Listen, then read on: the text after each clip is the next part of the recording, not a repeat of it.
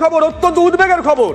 দিল্লি বিস্ফোরণের কোঅর্ডিনেশন হয়েছে তুরস্ক থেকে। পুরো প্ল্যানিং করেছে উকাসা নামের এক রহস্যজনক হ্যান্ডলার।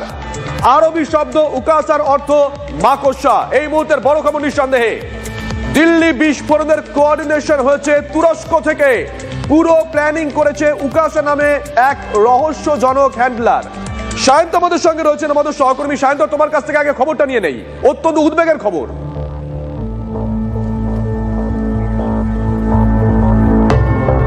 দেখো শুভজিৎ, আমি সকাল থেকে যে বিষয়টি বলছিলাম যে এনআইএ যখন তুরস্ক এম্বাসির সঙ্গে যোগাযোগ করে এবং এনআইএ আধিকারিকরা যখন উমারের বাড়িতে পৌঁছায় তখনই কিন্তু মূলত তারা জানতে পেরেছিলেন যে উকাসা নামে একটি হ্যান্ডলারের মাধ্যমে যোগাযোগ করত উমার। এবং এই উমার কিন্তু শুধু যোগাযোগই করতো না, সেই উকাসার হ্যান্ডলারের মাধ্যমে এবং জৈশে মোহাম্মদ তার মিডলম্যান হিসেবে কাজ করতো। ই ওয়ালেটের মাধ্যমে অর্থ পেত উমার। অর্থাৎ সব মিলিয়ে তুমি দেখতে পাচ্ছ উকাসার যে হ্যান্ডলার এবং এটা তুরস্কের আঙ্কারায় তৈরি। স্বাভাবিকভাবেই সেখানেই যে এই টোটাল বিস্ফোরণ বা নাশকতার যে অর্থ দেওয়া, মানে যারা মূলত এই কার্যে যারা যুক্ত ছিল তাদের হাতে টাকা পাঠানো, তাদেরকে যাবতীয় প্ল্যানিং করানো, যাবতীয় কাজে সংগঠিত আঙ্কারায় বসে হয়েছে তা কিন্তু নিশ্চিত হতে পেরেছেন তদন্তকারীরা। আর সেই কারণে ইতিমধ্যে তুরস্ক এম্বাসির সঙ্গে যোগাযোগ করেছে এনআইএর আধিকারিকরা, কারণ উমর এবং তার সহযোগীরা কিন্তু আঙ্কারায় গিয়েছিল গত 22শে মার্চ এবং সেই কারণে মার্চ মাস থেকে জুন মাসের মধ্যে বারবার করে যাতায়াত করায় কি তথ্য পাওয়ার জন্যই ইতিমধ্যে এনআইএর আধিকারিকরা পৌঁছেছে। দেখো, উকাসা মানে হচ্ছে আরবি শব্দ মানে মাকড়সা। অর্থাৎ এনআইএর তদন্তকারীরা কিন্তু এখন মাকড়সার খোঁজে। এই হ্যান্ডলারটা কি, কোথা থেকে হ্যান্ডলারটা অপারেট হচ্ছে, কিভাবে অপারেট করছে, এই হ্যান্ডলারের সঙ্গে আর কোন কোন এই ফরিদাবাদ টেরর মডিউলের কারা কারা অপারেটর যুক্ত রয়েছে, এই গোটা বিষয়টি কিন্তু এখন দেখার চেষ্টা চলছে। একই সঙ্গে এই ই ওয়ালেটের মাধ্যমে যে টাকা আসতো ভারতে মূলত আদিল মুয়াজ্জিল বা শাইনের কাছে, একই সঙ্গে উমরের কাছে, সেই টাকা কি ই ওয়ালেটে আসতো, ই ওয়ালেটটা কিভাবে তাদের কাছে কানেক্ট হতো, সেই গোটা বিষয়টি কিন্তু তাদের মোবাইল নম্বর থেকে পাওয়ার চেষ্টা করছে। তবে আরো একটা কথা শুভজিৎ বলে রাখি, এই উকাসার সঙ্গে মূলত যোগাযোগ ছিল কিন্তু উমর নবী কিন্তু প্রথম থেকেই উকাসা এই হ্যান্ডলারের সঙ্গে যুক্ত ছিল, যে কারণে সে আঙ্কারাতেও গেছে এবং সেখানে গিয়ে ভারত বিরোধী সংগঠনের সঙ্গে যারা যুক্ত রয়েছে তাদের সঙ্গে যোগাযোগ করে, তাদের সঙ্গে একাধিন ছিল এবং তারপরই ভারতে ফিরে এসে কিন্তু এই মুয়াজ্জিলের সঙ্গে যোগাযোগ করে শাহিনের সঙ্গে।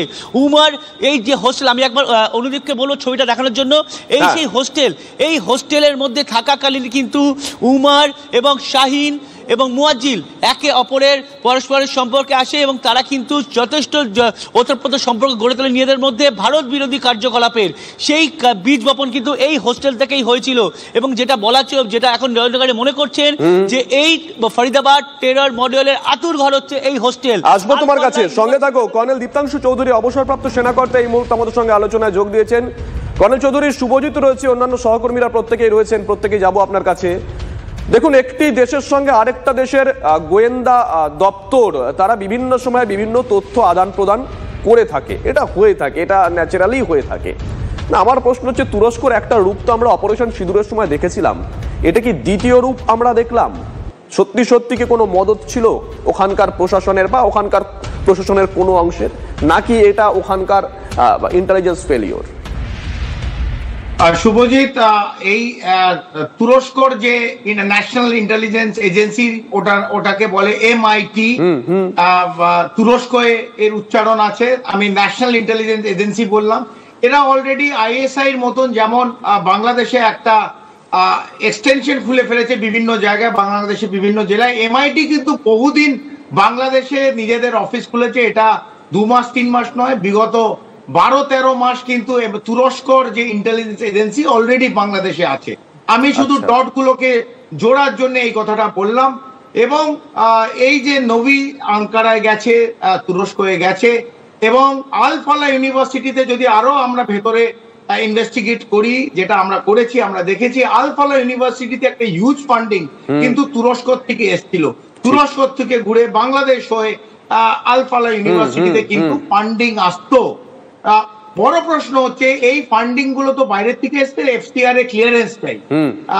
আজকে কয়েকটা প্রশ্ন নিশ্চিত করতে হবে। 2 দিন চলে গেল, এত বড় একটা ঘটনা ঘটেছে, কাশ্মীরে যে এসএসপি যিনি ছিলেন মিস্টার চক্রবর্তী, অন্ধ্রপ্রদেশে কুটুলের যে ভদ্রলোক আইপিএস, ও একটা পোস্টার থেকে, একটা জয়েশের পোস্টার থেকে এত বড় জিনিসটা ব্রেক করা হলো। কিন্তু এটা তো এই 10 দিন 15 দিন অথবা অক্টোবর 9-10 তারিখ থেকে এই প্ল্যান হয়নি। এই মডিউলটা বিগত 2 বছর ধরে কাজ করতে, 2 বছর থেকে ফুলে ফেপে উঠেছে, এত অ্যামিউনিশন এক্সপ্লোসিভ জড়ো করেছে, এত আর্মস, অত্যাধুনিক আর্মস অ্যামিউনিশন একত্রিত হয়েছে ফরিদাবাদ এবং হরিয়ানা এনসিআর রিজিয়নে। প্রশ্ন হচ্ছে যে নিশ্চিতভাবে তুরস্ক থেকে টাকা ঢুকেছে, ওয়ালেট ফান্ডিং হয়েছে, সেইখান থেকে আমাদের এজেন্সির আমার মনে হয় কোথাও না কোথাও এই নাকের ডগায়, বিশেষ করে এনসিআর এ হচ্ছে, ক্যাপিটাল রিজিয়নে হচ্ছে, দিল্লিতে ব্লাস্ট হচ্ছে, কোথাও না কোথাও আরো বেশি সজাগ হওয়ার আমার মনে হয় সময় এসেছে। আরো সক্রিয় সঙ্গে থাকুন, মনে হয় এজেন্সিকে আরো সক্রিয় ভূমিকায় কাজ করতে হবে। প্লিজ সঙ্গে থাকুন। শুভজিৎ।